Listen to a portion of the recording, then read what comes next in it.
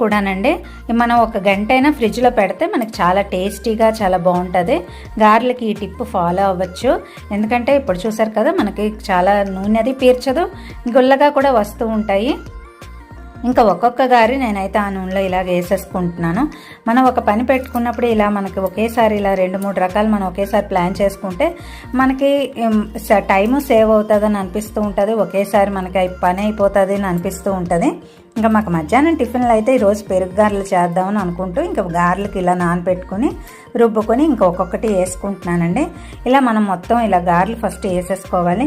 మనకు కావాలంటే చట్నీకి వేరే చేసుకోవచ్చు, ఇందులో ఉల్లిగారెలు చేసుకుని అలా కూడా మనం సర్వ్ చేసుకోవచ్చు. కాకపోతే మొన్నే మాకు చట్నీ గారెలు అన్నీ అయ్యాయండి. ఇప్పుడు ఇంకా పెరుగు గారెలు అయితే కొంచెం మారినట్టు ఉంటుంది, పిల్లలు ఇష్టంగా తింటూ ఉంటారు.